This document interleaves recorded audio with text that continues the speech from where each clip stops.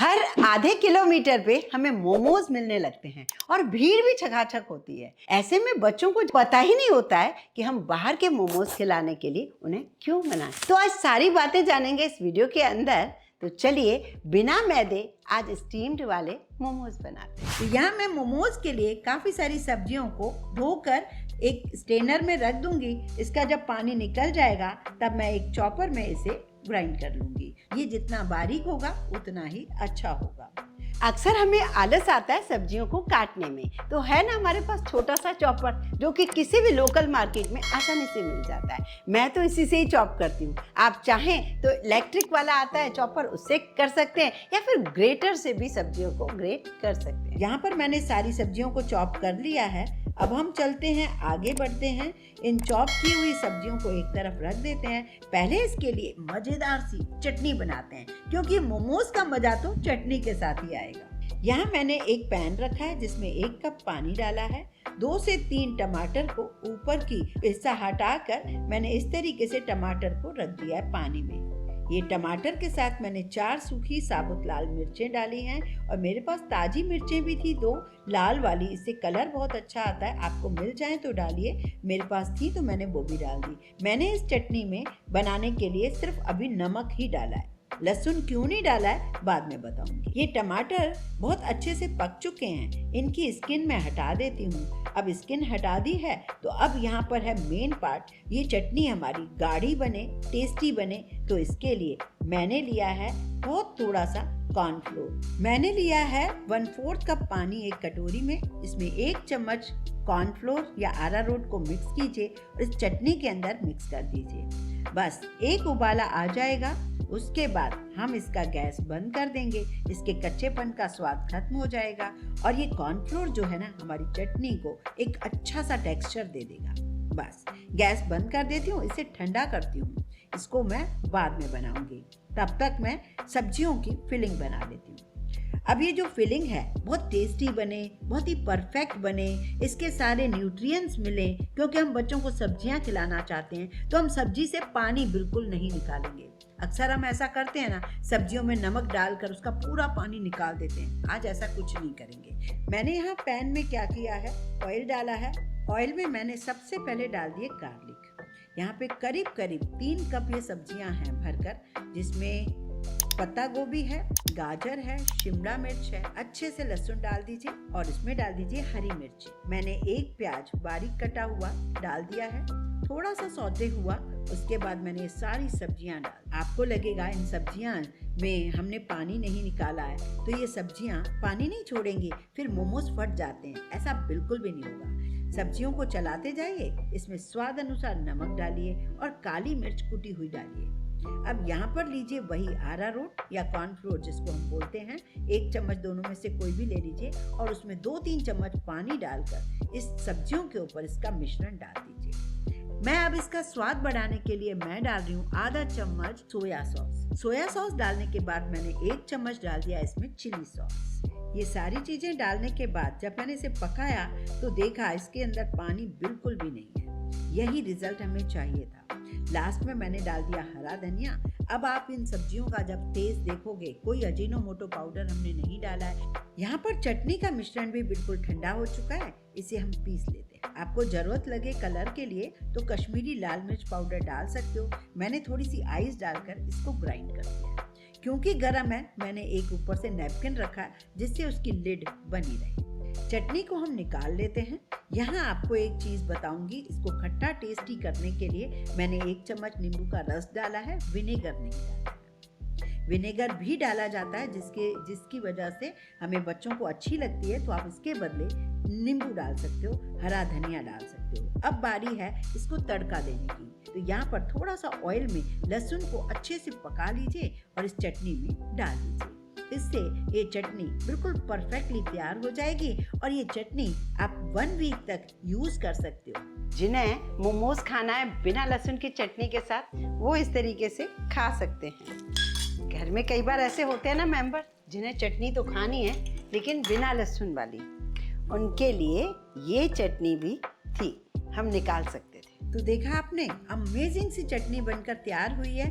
हम मार्केट में बच्चों को क्यों नहीं खाने देते मोमोज, क्योंकि ये मोमोज की फिलिंग में बहुत सारी चीज़ें ऐसी डली होती हैं जो हम बच्चों को नहीं खाने देते।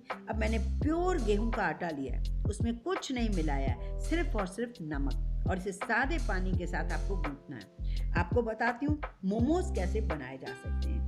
लास्ट में आपको एक बोनस ट्रिक भी दूंगी जिससे आप बिना मोमोज के शेप के भी किसी बच्चे से भी उस मोमोज को बनवा सकते हो। तो यहाँ पर मैंने आटा गूंथ लिया है। आटे को बहुत टाइट नहीं बनाना है, बहुत लूज भी नहीं बनाना है। नॉर्मल रोटी की तरह, रोटी से थोड़ा सा टाइट साइड पे आपको आटे को गूंथना है और 10 मिनट के लिए इसको रेस्ट जरूर देनी है। एक और बात, ये मोमोज की जो फिलिंग है कभी भी मोमोज के अंदर गरम गरम बिल्कुल मत डालिए। अब यहाँ पर आप चाहें तो छोटी छोटी रोटियां बेल कर मोमोज बनाएं या फिर एक बड़ी रोटी बेल कर कटोरी या फिर गिलास के सहायता से गोल गोल काटते जाइए और मोमोज को शेप देते जाइए। यहाँ मैंने एक बड़ी रोटी ली और गेहूं के आटे के साथ मैंने इसको बेलना शुरू किया। बेलते टाइम हमें ध्यान ये देना होगा बहुत ज्यादा मोटी ना हो, बहुत ज्यादा पतली ना हो।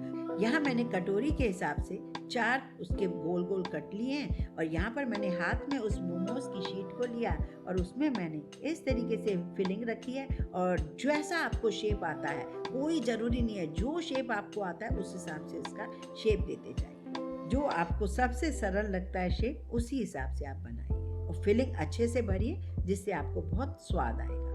इस एक कटोरे आटे से आपके करीब करीब 20 मोमोज बनकर तैयार हो जाएंगे। अब हमने एक साइड रख दिया स्टीमर और स्टीमर में हम इन मोमोज को स्टीम करेंगे। बाकी जो फिलिंग बची है उसे मैं एक कांच के बोल में रख कर फ्रिज में रख देती हूँ। आप चाहें तो इसको पराठे में यूज कर सकते हैं और रोल में यूज कर सकते हैं, सैंडविच में यूज कर सकते हैं, या फिर कल नेक्स्ट डे मोमोज बनाने के लिए आटा बचा हुआ जो रोटी का आटा होता है उसके साथ बना सकते हैं। वैसे मैं इस फिलिंग का आगे क्या करूंगी, इसलिए वीडियो को आखिर तक जरूर देखिए। यहाँ मैंने स्टीमर रखा है, मेरे पास आज ये वाला मोल्ड था, वैसे हम जाली पे ही रख देते हैं। थोड़ा सा ऑयल जरूर लगाइए और इन मोमोज को रखते जाइए। नीचे पानी उबले और ऊपर से इन मोमोज को रख दीजिए। सिर्फ 8 मिनट में आपके मोमोज तैयार हो जाएंगे।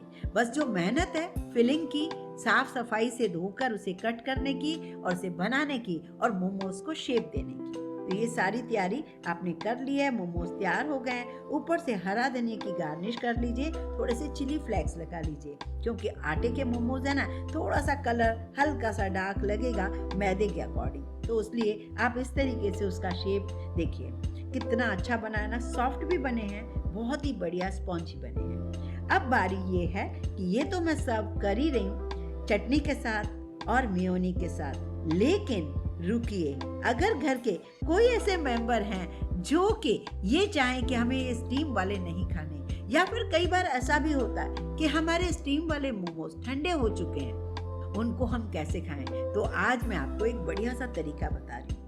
इन स्टीम वाले मोमोज को आप एयर फ्रायर में भी डालकर उन्हें बेक कर सकते हो। आपने तंदूरी मोमोज तो खाए ही होंगे, और हाँ, पनीर के मोमोज खाए हैं, तंदूरी मोमोज खाए हैं, और तो और आपने फ्राइड मोमोज भी खाए हैं। पर अगर गर्मियों में आपको फ्राई नहीं करना है तो इस तरीके से एयर फ्रायर में इन स्टीम्ड वाले मोमोज को रख दीजिए।